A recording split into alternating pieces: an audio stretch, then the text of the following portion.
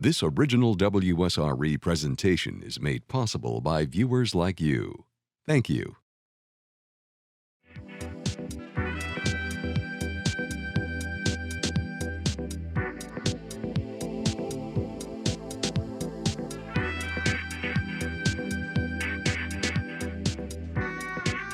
Hi, I'm Dee Dee Sharp, and welcome to this special Aware Profile with Pensacola's top cop, Police Chief David Alexander III, who happens to be the city's first African-American chief of police. And on this Aware Profile, we talk with him one-on-one, up close and personal, and get to know not only David Alexander as Pensacola's chief of police, but also David Alexander, the man behind that badge. Now, that's what you know. Here's what you may not know. Chief Alexander is from Pensacola. He attended Escambia High School, I should say. He became a cadet in 1983, and a year later, a uniformed police officer with the Pensacola Police Department. Alexander then rose through the ranks, eventually becoming the assistant chief of police. And after more than 30 years of policing, he made history, becoming the first Black police chief. Now, during his career, he has earned numerous awards and honors and has accomplished much personally and professionally. And although he's been a guest on the Aware Show in the past, we are honored to feature him in this Aware Profile. We've got a lot to talk about. We're going to talk about his life, his accomplishments, and the challenges he and his force, Pensacola's finest, face protecting and serving all of us. Thank you so much for being here on the Aware Show, Police Chief Alexander. We're glad to have you here. Well, thank you, Dee Dee, for having me. Absolutely. There's so many things we're going to be talking about here today. I'm very excited about this show. And in just a moment, our viewers are going to find out why. Not only are we celebrating the fact that you're the first Black police chief, but we're celebrating that you've done some really great things throughout your life. You're a wonderful role model. And we're going to start with, when did you first know you wanted to even be a police officer? Because your career, your resume is extraordinary. So when did it all start for you? Well, my dad reminded me that as a toddler, and I would imagine as young as 4 or 5 years old, that I had expressed my desire to be a police officer. And I can remember back in my early childhood when I actually would see police officers that had pulled people over, and I'd watch them to see what they were doing. And so it's something that over time, I guess I was, people try to persuade you to do other things. But even after going to college, I realized that what I really wanted to do more than anything else was to be a police officer. So I began to pursue that, and certainly I found out that that was the correct fit for me. Now, I'm just going to talk candidly here with you in my living room here on the Aware Show. I knew that I was going to be in television probably around 4 or 5 years old as well. You stand in front of the mirror and do the little commercials with different household products and that sort of thing. But I didn't know I wanted to be a reporter and a news anchor. I didn't know I wanted to be a journalist per se. So for you to say that you knew that you wanted to be a police officer early on and you began to pursue it would explain your resume. Well, yes, it's my life work. It's not just a job. It's my work. It's something I could do whether I was being paid for it or not. And that's when people seek to do their work in life, then they'll find many reasons why they do it as they go along, because you see the accomplishments and you start to see yourself make a difference in all different phases of life. We're going to find out in just doing this interview with you just how humble you are about all of your beginnings. And as I look at your resume that I continue to talk about, you look at your criminal justice undergrad, we look at your master's in human resources, we look at your FBI Academy training and all of the police training we know that you had to have as a cadet and becoming a police officer and all of that. When you say you were training to be a police officer, you were training to be a top cop. You weren't just training to be a police officer. Right. You were training to be the leader even before you knew it, even before you became it. Right, and that's why I can tell you that throughout my career, a lot of the things that I've experienced, encountered, they've actually worked to prepare me for the time that I'm in now. So, you know, they were all working together for my benefit. And sometimes we look at assignments and it may not be the most favorable assignment, but you know, when you just make it your mission to do your job, do it the best you can, and learn from every situation, then basically what you're doing is you're preparing yourself for other assignments. You're preparing yourself for other positions. So when it was time to accept the position, yes, there was some various uncertainties, but in the back of my mind, I knew all along I had been prepared for such time as this. So I can embrace the challenge and move forward. So I'm excited about it. Hey, we've got some challenging questions coming up to bring sort of like why we wanted to have you here and talking about policing and some of the issues on the national front and here locally as well. Yes. But I just want to dig a little bit more into the personal life here before we get to some of the professional stuff. We can share with you that Police Chief Alexander is married happily. Yes. 30 plus years. We thank your wife for giving us to you all this time. We know that you're a father of two, a daughter and a son. And we know that just talking about those two personal things come lots of challenges. Being married as a police officer, 30 years, and 30 years as a police officer. Can we talk a little bit about what that was like? Yes. Very difficult, I can imagine. For it was one of the biggest challenges that I faced in my career. Law enforcement is one of the top professions for divorce rates. And once I got to know a lot of my supervisors and colleagues that had been in law enforcement a lot longer than I had initially, a lot of them had been divorced, sometimes and married twice and divorced. So it wasn't just a statistic, it was actual reality. So, and I didn't realize how challenging a marriage could be being a police officer. And certainly I didn't realize how challenging raising children as a police officer could be, because we're not separated from, we're humans. We live through the human experience. We go through the normal challenges that marriages and just people in relationships will go through. And so that's why even now, there's a lot of strength in having good quality relationships, even between the police and the community. And that's something that goes back as far as my personal relationships with my wife, my children, and with family members and people throughout the community. So it all has been a learning experience and a challenge. And I can only imagine, you know, having been in broadcasting for over 25 years, single mom for many of those years of a young woman and a young man, there were many, many challenges.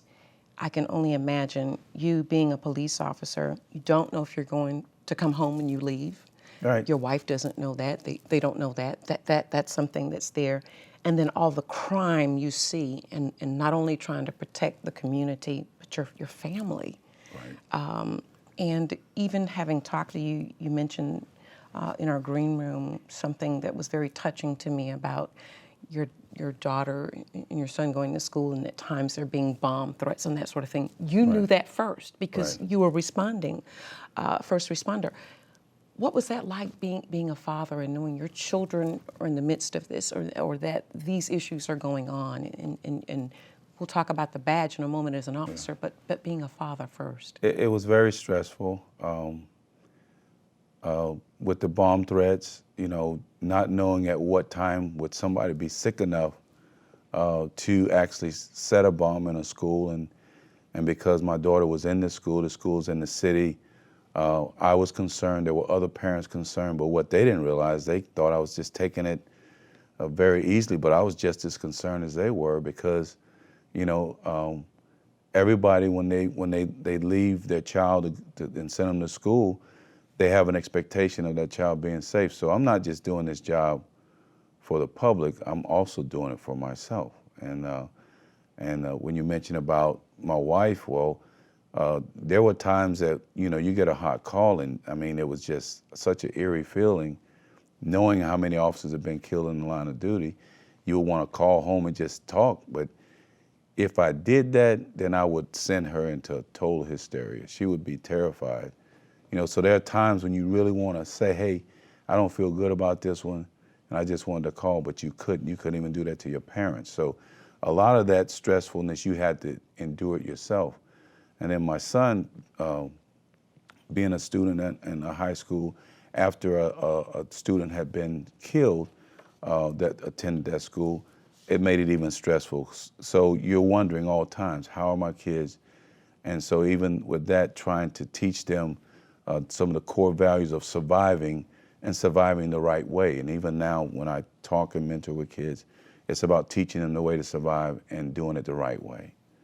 So that adds to stress, which is also a number one challenge for law enforcement, stress. Oh, yeah, definitely. I can only imagine. It's a very difficult job. Don't want to talk so much about myself, but this is very personal for me because I see myself in some of the challenges and things that you face. I'm a mom, that sort of thing. But having been public relations representative for the Alabama Department of Public Safety many years ago, I had the opportunity to work with Alabama State Troopers. And I saw some of the challenges, I saw the hurt, I saw some of the pains, but I knew that they were state troopers because they wanted to make a difference in law enforcement. One of the toughest jobs that those troopers would tell me they had to do was knock on the door and tell somebody that one of their loved ones had been killed on an Alabama highway. Some of the toughest, or one of the toughest things that you have had to do and you have had to face. What would you say? One of the toughest, and it was for me, was, it's always tough to see death, and tragic death, but the death of a child was just something that, it took your feelings to a whole another level. And then of course sometimes when you go home, and of course your kids run up to you and hug you, and sometimes they never knew why you hugged them so tight, and it would be something as simple as, and I say simple, not calling death simple, but an accident where a child's life was lost in an accident, an incident where a child was actually physically abused, or an incident where a child was actually killed in some chaotic situation, and you're looking at your kids and you're saying to yourself, Lord, I thank you that wasn't my kid. And not that you're wishing at anything on anybody else's kid. Yeah, because you're praying for right. that family. So, when you go out and you serve and you protect, you're putting all your emotions really on hold. And a lot of times you don't get to talk about those things because sometimes who you would talk to about it, once they got through hearing you, they would probably be a nervous wreck, and they would say, I don't know how you do that. So sometimes you have to pretty much internalize that and deal with it on your own terms, and even that is dangerous because you understand what suppression of emotions and things can cause to you. So that in itself is a challenge, not to mention this the stress with what could happen. Today's society, you got a lot of what ifs. Oh, yeah. So you gotta, at all times, you gotta maintain your composure, and you gotta help keep people at a level of confidence that you are out there and you're on their side. So there's a lot of things that are going on that challenges that, and those challenges come right to the position. Then, when I was just a patrolman, and even more so now that I'm the head of the organization. Now, there's Chief Alexander, the man, and then there's Chief Alexander, the man with the badge. Yes. Both of those men are the same in that they have mighty faith. Yes. And I know that because I've talked to you off camera, and I've talked to you on camera, and even since we've been talking, you said, Lord. Yeah. You're a man of faith. That's first and foremost. That's about the best protection that I could have. because you can have all of the equipment and not have the confidence that even beyond you, there's someone that has everything under control. And prayers like, Lord, if I have to use force that end up taking a life, I just want it to be right. Make sure it's right. And if I lose my life, I want to lose my life doing something that would be pleasing in His sight. So it takes you out of the selfishness and puts you in more of a selflessness, because it's service, and that's something that you have to have the heart to do it, or else you can't do it. I see. Neighboring Mobile ushered in their first Black police chief, Harold Johnson, back in 1990. I was a young journalist there and got a wonderful opportunity to know him and do many interviews with him through the years that he was the police chief there. That was 1990. Pensacola, just down the road, 2015, they get their first Black police chief. That's a long time. Not to say that black, white, purple, pink matters, but still, thinking about the diversity and how long and what's going on and that sort of thing, how do you look at what has gone on through your 30 years of the Pensacola Police Department in diversity and becoming who you are? Well, I look at things have actually worked in the stages of progression. A lot of times, you hear people make a reference that they don't think anything has changed along the line of diversity, but diversity is a process that has to be worked through. You have to be very intentional, which my style or my strategy of policing is intentional policing, meaning that you have to look to be significant in what you're doing. You have to look to be direct, and strategic in what you're doing, so that you got goals that can be achieved and that are going to accomplish some things. How did you deal with it personally coming up through the ranks in the Pensacola Police Department? Well, for the most part, as a patrolman, you learn how some things got to be the way they were in the Black community. There's history of racial tensions in the Black community with police, and so you learn some of the things of how it got like that. Now, I went to Escambia High School, and I was at Escambia High School as a sophomore during the 1976 race riot. So a lot of the things I didn't understand then, as I got older and I became a police officer, you begin to put things into perspective. And even then, there were people, black, white, that actually worked together to try to make things better. But on the contrary, there were always people working to create a further divide. So, when we talk to kids about choices, as an adult, I had to make a conscious choice. What do I want to do? What do I want to accomplish?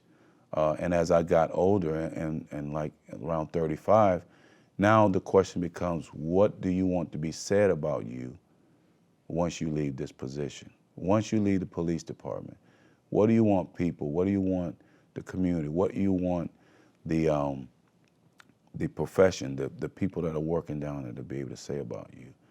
And so now my job, what I do has take on a form of meaning. So my thing was to make a difference, and that's where I found out from way back when, wanting to be a police officer, you wanted to be a police officer because you wanted to make a difference. You wanted to make a positive difference. So I had to recognize that who I am and what I do makes a difference. My life matters, my life counts. So then everything from that point on became very strategic. My relationships, building my relationship based on trust with officers that weren't Black, as well as officers who were Black, citizens who weren't Black, as well as citizens who were Black. They had to know me for who David Alexander is. And throughout that, you create a network of people that understand now, hey, I know him and I know him personally. And so what I believe in this position, down through the years, facing those challenges. Now, of course, when I began to rise through the ranks, competition brings out the best and it brings out the worst. Some people don't handle competition. But, you know, even back the years I played sports, I played and we played and had come from behind victory. So sometimes it looks like you're losing when you're not really losing. You're gaining character. You gain the character it takes to be a winner. You gain the experience. You're building and strengthening those weak points so that when it's really time to do battle, when it's really time to compete, you're more than prepared. You're ready. You're ready to go ahead and just seize and take the victory. So, and that's why I look at the challenges. The challenges of race, the challenge of diversity didn't go away, but how we dealt with it. I remember Eugene Brown. I remember Mr. Carol Warren. I remember a lot of different people that were working on these things down through the years. And so I got pat on the backs from various people, school teachers, coaches, and what I'm saying, it came from a very diverse group of people that kind of encouraged me along the way. So that support system is very important. So, and it helps you get through those difficulties of diversity and the challenges it brings. Very good. Let me ask you this. People who have seen you rise to become Pensacola's top cop, you know they're very proud of you because a lot of the police officers, I remember even when Mobile got their first black police chief back in the 90s, there was a search, a national search. Pensacola had their diamond in the rough, so to speak. They had you, and you were coming right on up. So a lot of people have watched this. That commands a great deal of respect as well, not only from the community, but from the officers who know you and who have worked with you and have watched this happen, this ascension to become the police chief of Pensacola's police department. Well, how does that make you feel? It's humbling, because I have to say that there were a lot of people that had something to do with that. And even in my acceptance speech, you know, I appreciated, I expressed my appreciation for all of those that, my family, my friends, and even my foes, people who worked against me, because it helped me get tougher and stronger. I was going to talk about the naysayers. I'm glad you mentioned them. If it weren't for naysayers, I probably wouldn't be here at all. But you know, and so it became our promotion. It became our promotion for my family. It became our promotion from the community. And that's why it's our police department. And that's shared even amongst the colleagues at the police department. I have a lot of aspiring young and bright young men and women in law enforcement that they're hungry. They want to reach those goals and those levels, and certainly I want to help them get there, you know, from the cadet position all the way up to the assistant chief position. And I kind of want to get into some of this now. We can see through some of the things we've already discussed, the leader in the making. Just like any great coach that's out there who's have all these wonderful victories and that sort of thing behind them, you've had some wonderful victories and accomplishments and that sort of thing, and people have watched this. What would you say have, since you've taken over or through the years, have been some of your greatest challenges? And then we'll talk about some of your greatest achievements. Okay. One of the greatest challenges is that, you know, sometimes when incidents happen involving law enforcement and you see the hurt in some individuals' eyes, you see the question, they're wondering, you know, are we hearing what's true? And then sometimes there's a tendency to want to think that everything is not the way it wasn't done the way it should have been done. And so those challenges, those are crunch time, because then the quality of your relationships determines how well you can navigate through those difficult times, how well you can go back and pull people from all segments of the community to the point where cooler heads prevail as opposed to creating a further divide. And that's one of the things that I think that even is more challenging, is bringing more cohesion to the community as we grow as a city. And I mean, we're trying to attract good paying jobs here. It's going to take a cohesive city to allow that to happen. And so create more opportunities for win-win so that we can appreciate the diversity, but we can also appreciate the common expectation that we have for safety, for an opportunity to grow, an opportunity to raise our families and to be able to provide for our families. So when we concentrate on those type of challenges, then everybody can see themselves benefit from it. But when we allow divisive behaviors, divisive ideologies to take the center stage, then what it does, it drives a community that could thrive together further apart, and then we, as Dr. King said, then we perish as fools. Okay. What's been your greatest accomplishments? I'm gonna tell you something. My personal accomplishment was to see my mom and dad see me progress through the ranks, and out of all of the challenges they have had down through the years, to see the looks on their faces when I made those ranks, because it was the least I could do in a form of saying thank you. It's to give them those proud moments. I believe every child, when you see them grow up, they'll get in the living room and they'll do goofy stuff and funny stuff to entertain you because they want that approval. It doesn't go away.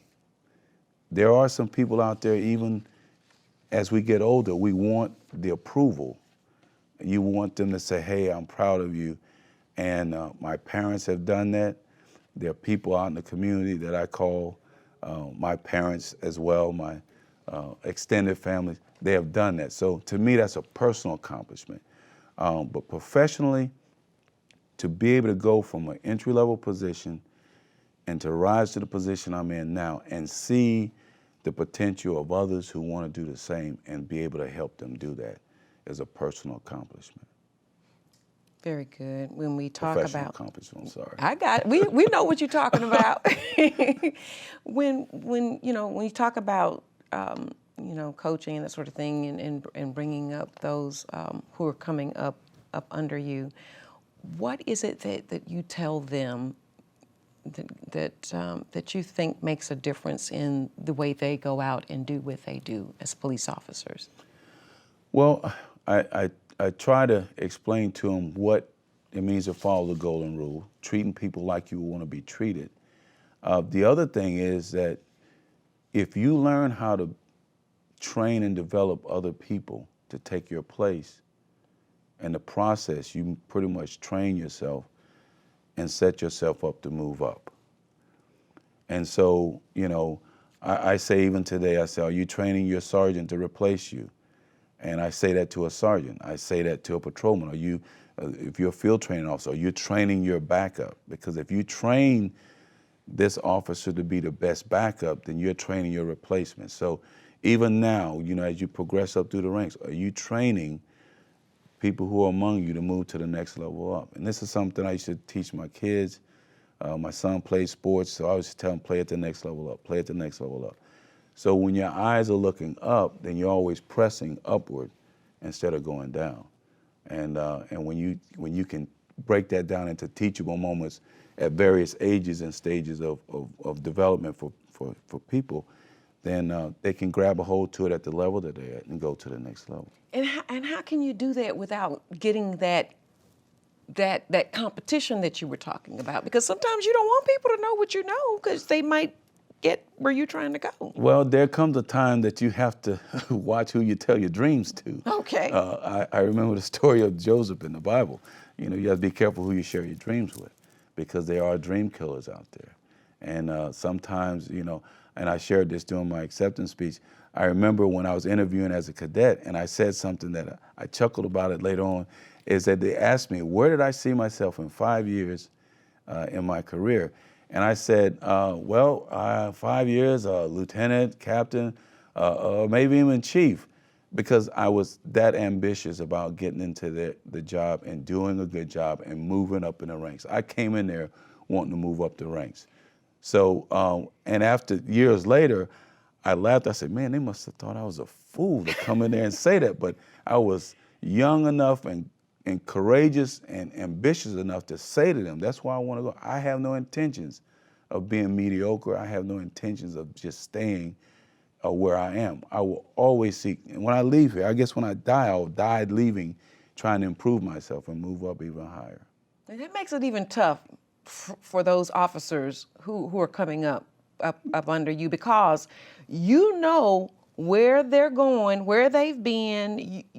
You know an excuse from someone who's really trying to do what they're supposed to be doing. Right. And that makes a difference It when makes a you big know. difference. so that but then you manage to level that out, and you've done a wonderful job apparently. Well, thank you, and that's one of the things that makes it. I give them the benefit of my experiences, and when they know I've been where they are, then it makes what I have to say more relevant.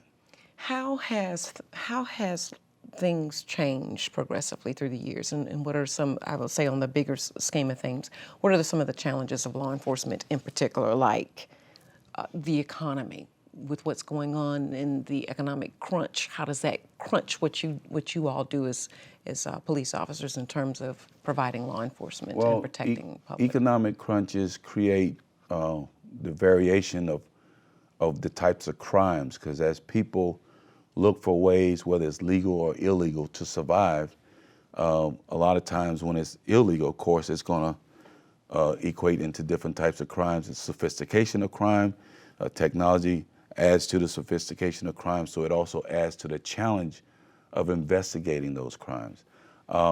As a police agency, any law enforcement agency doing economic crunch times is going to create challenges for having adequate funds and resources like equipment and to do the job and to make sure you keep up with the technologies, because sometimes TV mess people up and make them think that there's some things that just so easy to do, and it's a dollar figure that goes to that. So to aimlessly do a lot of things that cost a lot drives the cost of law enforcement. Because I'm sure you'd like to have more police officers on the force. Yes. I'm sure you'd like to have better equipment. We won't even talk about what those areas might be, from Right. cars to Right. we don't want to. What I don't want to do is educate the criminal. Right.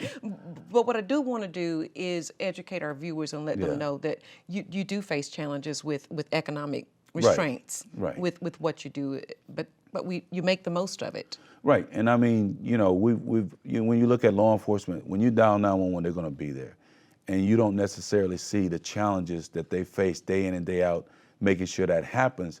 But one thing I can tell you about the men and women of law enforcement is they will rise to the occasion, whether they're liked or disliked, or whether you know it or not, they're going to be there. And I mean, we answer every call. We go on those calls with the intention of making sure that the public is safe and that we can do the best we can to resolve it.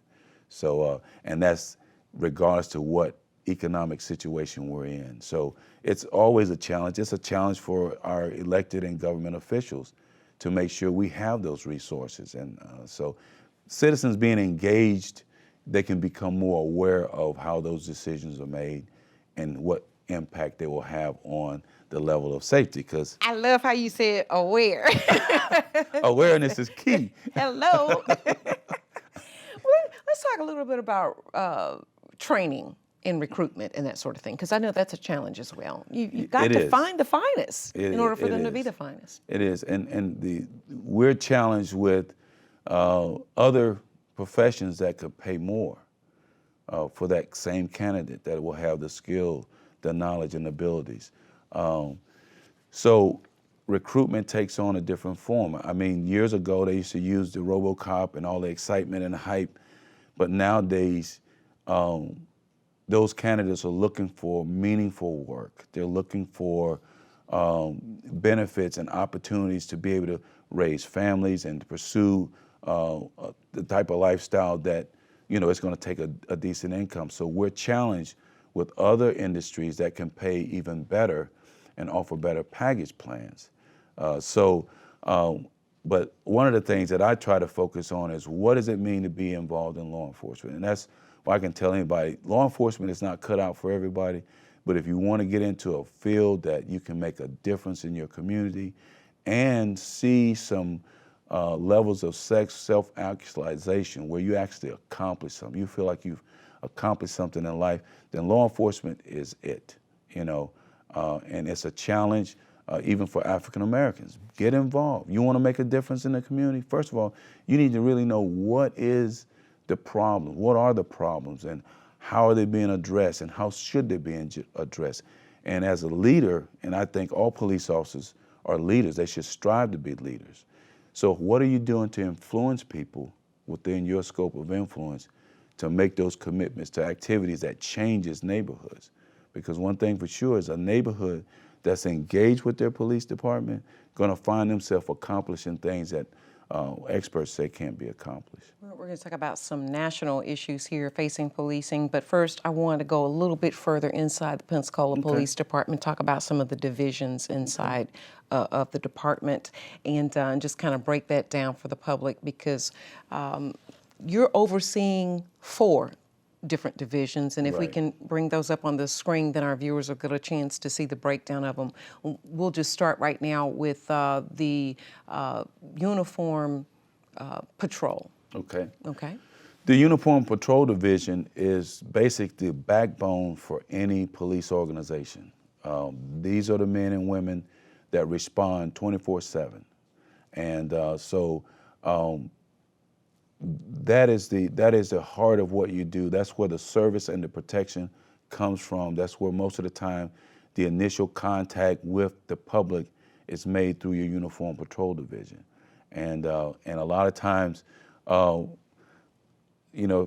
morale is low in a department, then officers will think that they're really the stepchild of the department instead of the actual backbone. So you always want to keep morale up among your patrol division members, because they are the first responders, and they're the ones that gotta heal and recuperate from each call when they go on the calls.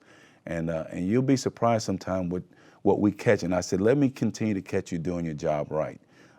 These officers go out and they are affected by things, and they respond, and they let you know that they're just as much as human as anybody else. We have a traffic division that's a part of the patrol division, and I don't know if a lot of people know it, but our traffic division does not only enforce traffic problems, the enforcement of traffic problems in specific area, but they also still do funeral escorts, and that's something that a lot of agents across the country have gotten away from.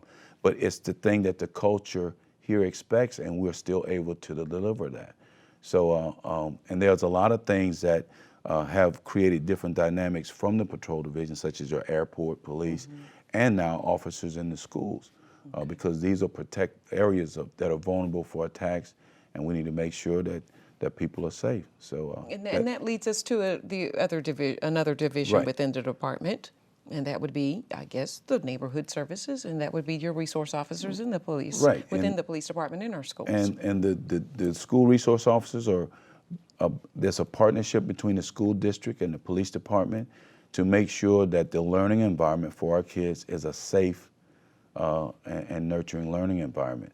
And so some people say, well, I don't think you really need officers in school.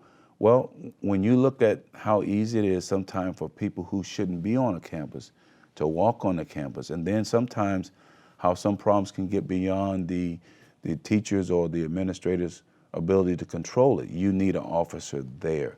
And now the other thing is that officer also provides one-on-one contact with students. And because we start at middle school ages, those are some of the critical ages.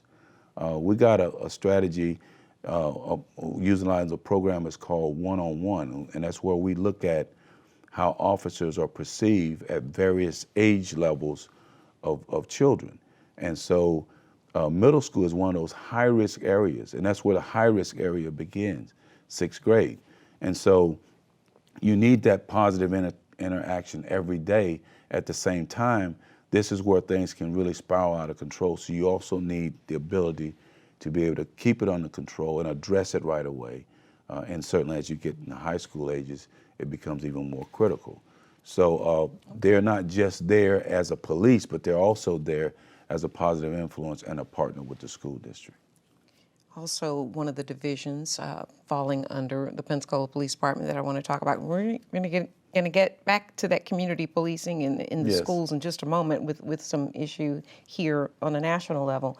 But another division And I'm showing you this information on the screen here because I want our viewers to continue to get the information in case there are crimes out there, or things that are going on. They'll have the police department information here as we're doing our interview with Pensacola's top cop, Police Chief David Alexander III.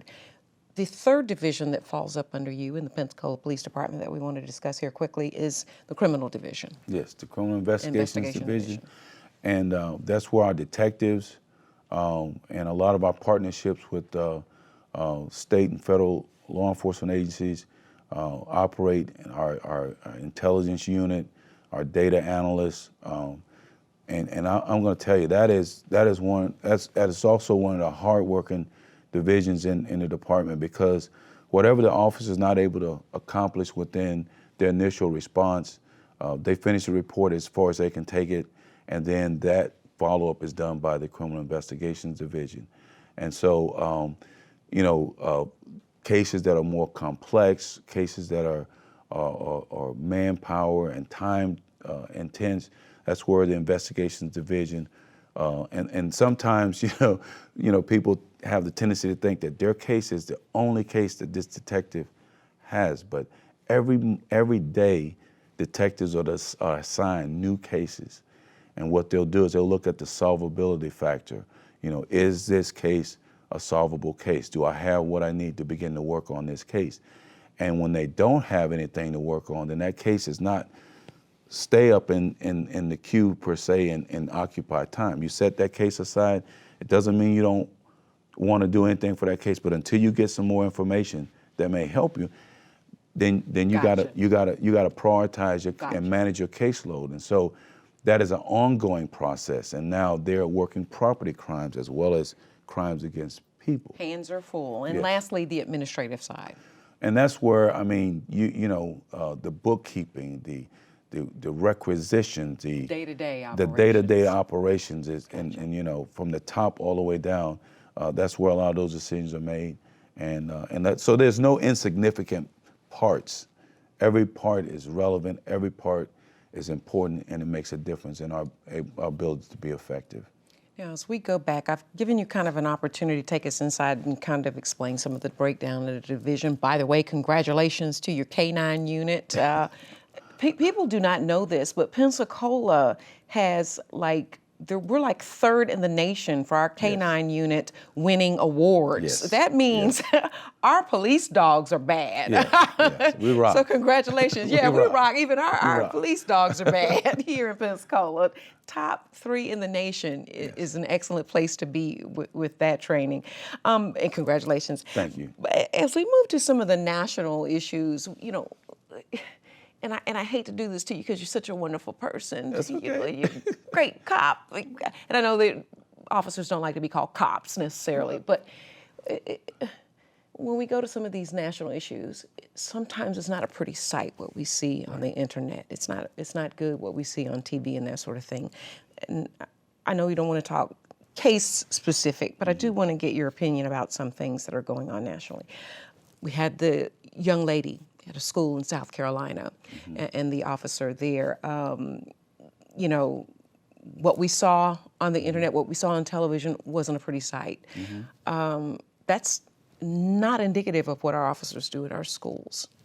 Talk about when you see things like that, what comes to your mind about what you're doing to make sure that doesn't happen in Pensacola? Well, and even one of the things we're trying to do now is we're trying to bring together some disciplines or systems that traditionally have not interacted with each other. Department of Children and Families, the school district, the juvenile justice system, community programs that are targeting youth.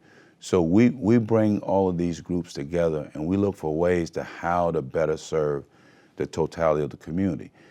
Now, one thing that's been discovered through a lot of the research is that kids that experience trauma early in life, if that trauma is not addressed appropriately, as they develop, that problem gets worse, and it usually will manifest itself in terms of behavior.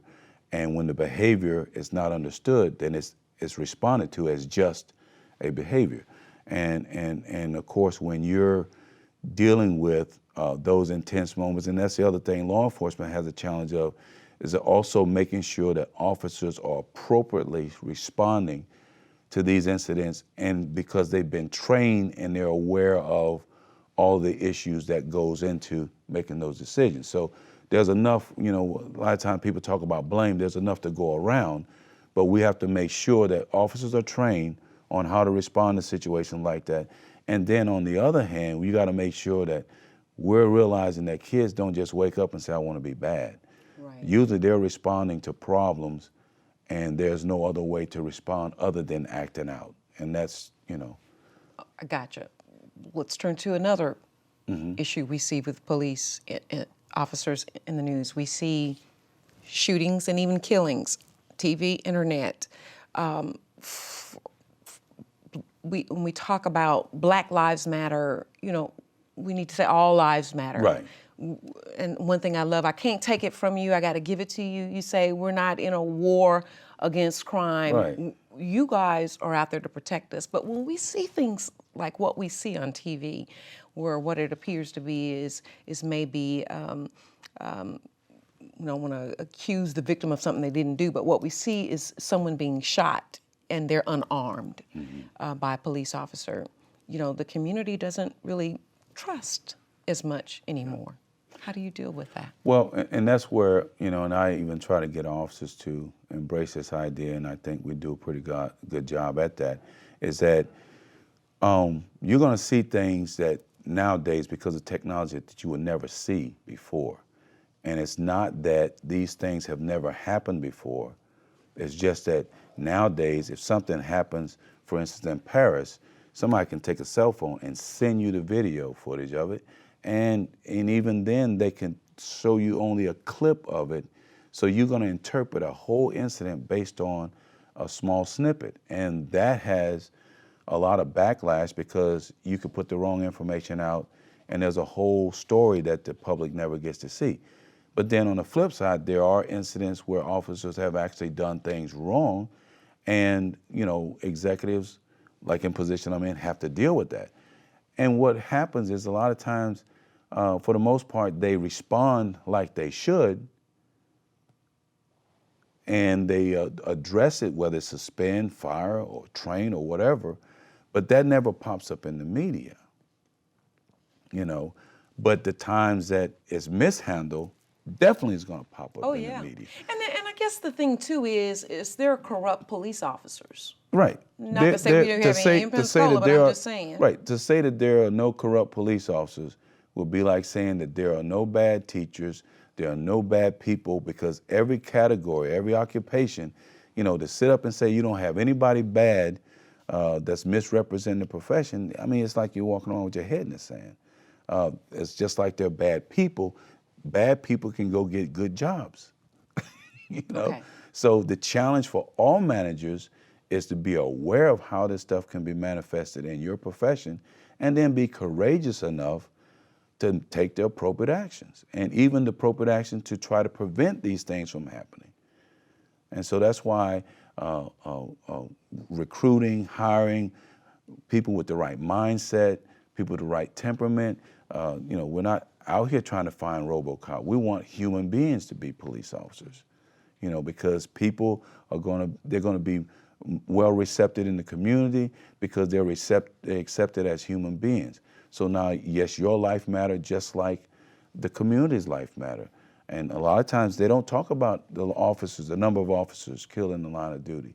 But our officers, every time an officer is killed in the line of duty nationwide, we read the readouts. We read about them having family members, children. And I think back in 2012 or 2013, Florida actually led the country in the number of officers killed in the line of duty. So that's something to look at both ways, because a lot of times, you can get swayed by the popularity of a cliche, and your emotions follow that, and you really miss some realistic information. When you look at the number of black males killed at the hand of law enforcement, you also need to look at the number of black males that are killed by other black males. And when you don't want to do that, you're really disrespecting the grief that a lot of mothers are going through. And so it's not just that Black Lives Matter, all lives matter. You tell me what victim or victim's family is going to agree with that death was insignificant. Any loss of life is something to be concerned about. When we talk along the lines here, gun control, I know it is talked about in the news and that sort of thing. What's your take on that when we talk about gun control and who should have a firearm and who shouldn't? How do we go about making that line? Well, you know, the whole challenge is to balance the whole approach to gun control. You know, balancing it means to make sure that the background checks that are necessary to determine whether a person should be allowed to purchase a gun, can purchase a gun through legal challenges. And sometimes there's a gray area because there's some concern for the mental wellness of a person versus them just being able to get a gun and just be a bad person. And sometimes, well, of course, they say, well, if you have a felony conviction, you can't purchase a gun anyway. And those laws are already being enforced. But what kind of creates a debate is the thought that to enforce some of the gun control laws that are already in place, you're further infringing on the rights of others. And how many times do we see in some of these things that show up on the TV is that everybody knew this guy had a problem, but nobody wanted to say anything. And that's why I really believe in order for any type of gun control to work, citizens got to be willing to get involved. And sometimes the involvement means to make the uncomfortable decision of speaking up when something's wrong. Okay. You know?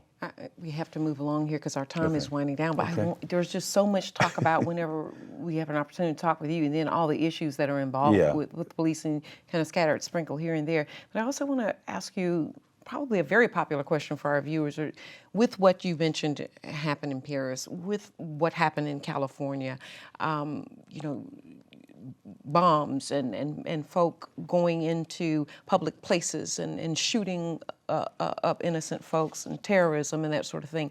When we come down to it, without getting specific about any of those things, just coming to you and just saying, is Pensacola prepared? At the end of the day, when people walk away from having seen this show, how do they get the sense that we're prepared? Well, I can tell you law enforcement is prepared. This sort of thing has been a forethought for many years. Even since 9/11, we have not stopped thinking about preparedness. And what we need is now the public to be more conscious and willing to speak up and report things that should be reported. And when I say be conscious, that means to be alert but not paranoid. Practicing personal safety issues, because it's not just a foreign terrorist element. There are people in this country already that will terrorize neighborhoods, that will terrorize communities. And sometimes, you know, when we notice that things are going bad in a person's life that work next to us, that's why employers talk about workplace violence and their responsibility and the coworkers' responsibility. So now, what does it say on a grander scale? Because we're concerned about terrorists and terrorist attacks, we have to become more willing to be a part of our safety system. That means participate, report things that are out of ordinary, or when a person is obviously losing it, report it. Right, and winding down here, I think people sometimes just have to really realize the police can't be everywhere all the time. Right. You have to be a police officer too. And that's what community respectively. policing, Yes. in essence, is encouraging. Police and the community to come together to make this community safe. And what has been proven over time is that when that happens, it raises the level of safety in that community, it raises the level of accountability, and most of the time what the criminal element will do is go find a place where apparently nobody cares. And that's where you get that broken window syndrome or theory from. And I noticed in going and looking on Pensacola's website and looking at your mapping of how you all kind kind of keep up with crime and statistics and that sort of thing, which you can do yourself, and find out some of the areas of crime and where those areas are. You see that mapping and you see, then you're able to educate yourself Right. on what you need to be doing to prevent that crime from happening. Absolutely. So be involved in that policing. Yes. At the end of the day, Chief Alexander, what would you like to leave behind? You've got another year before I guess you come up for your contract again to be renewed to get 5 years as a police chief in. But when this is all said and done, because I know that's going to happen, we're going to claim it. What do you want to leave behind in your legacy as the police chief, as an officer of law enforcement? I would like to be able to sit on my porch or in my backyard, which is in the city, and one day just reflect and say, man, today is a beautiful day, and boy, you know, it's just nice to be comfortable in my own backyard. And then they say, you know what, you had something to do with that.